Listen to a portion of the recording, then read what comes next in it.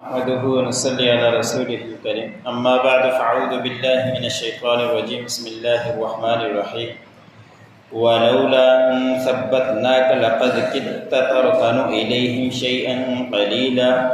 اذا لاذقناك ضعف الحياه وضعف الممات ثم لا تجد لك علينا نصيرا وإن كادوا ليستفزونك من الأرض ليخرجوك منها وإذا لا يلبثون خلافك إلا قليلا سنة من قد أرسلنا قبلك من رسلنا ولا تجد لسنتنا تحويلا۔ سورۃ بنی اسرائیل کا درس چل رہا ہے۔ اسی سورت کی آیت نمبر 74 سے لے کر 77 تک تلاوت کی گئی۔ گزشتہ آیتوں کے اندر اللہ رب العزت نے فرمایا کہ کچھ کافر لوگ آپ صلی اللہ علیہ وسلم کے پاس آئے تھے، انہوں نے اپنی خواہش کا اظہار کیا تھا کہ ہم مالدار لوگ ہیں اور آپ کے پاس بیٹھنے والے غریب محتاج لوگ ہوتے ہیں، ہم ان کے ساتھ بیٹھنا گوارا نہیں کرتے، آپ ان کو مجلس سے اٹھا دیا کریں تاکہ پھر ہم آپ کے پاس آئیں اور آپ کے پاس بیٹھ کر باتیں سنیں اور ہم آپ کی باتوں کو عمل کرنے کی کوشش کریں۔ تو اس کے اوپر اللہ رب العزت نے تنبیہ بیان فرما دی تھی کہ اگر آپ کو آپ کا دل مائل ہو جاتا ان کی طرف تاکہ یہ راہ راست پر آ جاتے ہیں، اگر ہم آپ کے دل کو مضبوط نہ کرتے۔ آپ صلی اللہ علیہ وسلم نے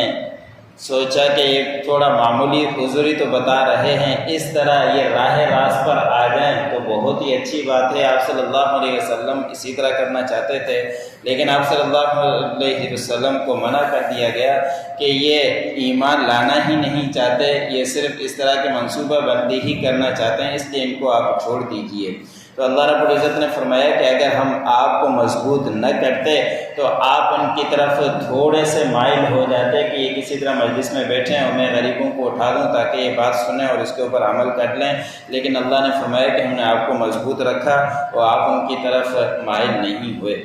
اگر اللہ نے فرمایا کہ ایسے ہوتا تو پھر دنیا کے اندر آپ کو دوگنی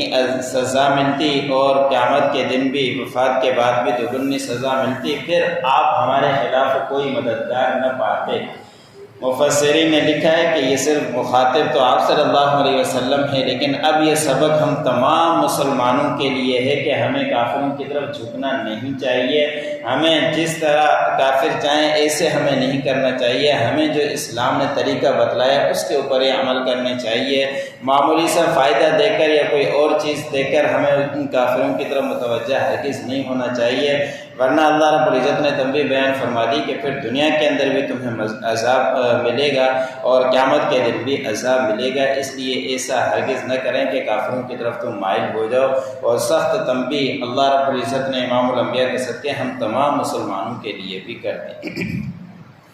اگلی آیت کے اندر ہے کہ اللہ رب العزت نے فرمایا کہ قریب تھا کہ آپ کے یہ کافر لوگ قدم ہلا دیتے اور آپ کو یہ نکال دیتے مکے سے کہ اس وقت پھر آپ کے پیچھے یہ تھوڑا عرصہ بھی نہ ٹھہرتے۔ کافر لوگوں نے بڑے منصوبے بنائے تھے کہ آپ صلی اللہ علیہ وسلم کو شہید کر دیا جائے اور گھر کے محاصرے بھی کیے اور تنگ بھی کیا کہ کسی طرح یہ یہاں سے نکل جائے، لیکن آپ صلی اللہ علیہ وسلم کو وہ کچھ بھی نقصان نہیں پہنچا سکے اور انہوں نے بڑی ہی کوششیں کی کہ کسی طرح یہاں سے چلے جائیں۔ تو اللہ رب العزت نے فرمایا کہ اگر یہ آپ کو زبردستی نکال دیتے تو پھر یہ تھوڑا عرصہ بھی رہ نہ پاتے، پھر اللہ کا ان کے اوپر عذاب آ جاتا، لیکن وہ نکال نہ سکے۔ پھر اللہ رب العزت کی طرف سے حکم آیا کہ اب آپ ہجرت کر لیں، تو اللہ کے حکم سے آپ صلی اللہ علیہ وسلم نے مکے سے مدینے کی طرف ہجرت کی، اور پھر بھی اس کے باوجود بھی وہ بہت ہی تھوڑا عرصہ ٹھہرے تھے کہ اللہ رب العزت نے مدینے کو بھی فتح یاب کر دیا اور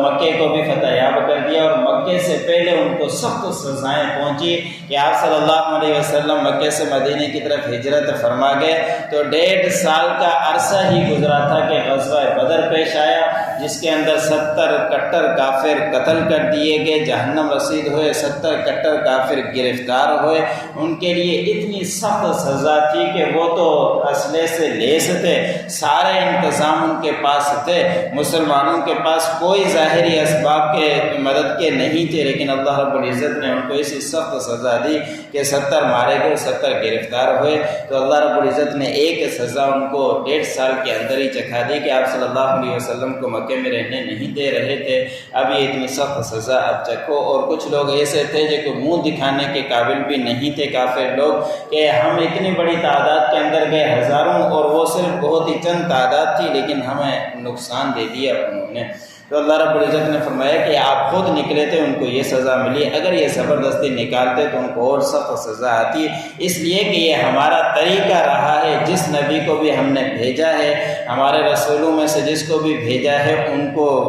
ان لوگوں نے نکال دیا ہے، تو پھر ہمارا یہی طریقہ رہا ہے، ان کے اوپر عذاب آیا ہے، پھر ہمارا طریقہ تبدیل نہیں ہوا کرتا۔ وَلَوْلَا أَن ثَبَّتْنَاكَ لَقَدْ كِدتَّ تَرْكَنُ إِلَيْهِمْ شَيْئًا قَلِيلًا، اگر ہم آپ کو مضبوط نہ کرتے، ثابت قدم نہ رکھتے، تو آپ مائل ہو جاتے ان کی طرف، تھوڑے سے مائل ہونا۔ إِذًا لَأَذَقْنَاكَ ضِعْفَ الْحَيَاةِ وَضِعْفَ الْمَمَاتِ، اور اس وقت پھر ہم آپ کو چکھاتے دنیا کے اندر دگنے سزائیں، اور مرنے کے بعد بھی دگنی سزائیں۔ ثُمَّ لَا تَجِدُ لَكَ عَلَيْنَا نَصِيرًا، پھر آپ نہ پاتے ہمارے خلاف کوئی مددگار۔ وَإِن كَادُوا لَيَسْتَفِزُّونَكَ مِنَ الْأَرْضِ، اور بے شک قریب تھا کہ وہ آپ کے قدم ہلا دیتے زمین سے، لِيُخْرِجُوكَ مِنْهَا، تاکہ وہ آپ کو نکال دیں مکے شہر سے۔ وَإِذًا لَّا يَلْبَثُونَ خِلَافَكَ إِلَّا قَلِيلًا، اور اس وقت وہ نہ ٹھہرتے آپ کے نکالنے کے بعد پیچھے تھوڑا ہی عرصہ۔ سنت من قد ارسلنا قبلک من رسلنا، اور یہ طریقہ رہا ہے جس کو ہم نے بھیجا ہے آپ سے پہلے ہمارے رسولوں میں سے۔ ولا تجد لسنتنا تحویلا، اور آپ نہیں پائیں گے ہمارے طریقے کے اندر تبدیلی۔ جو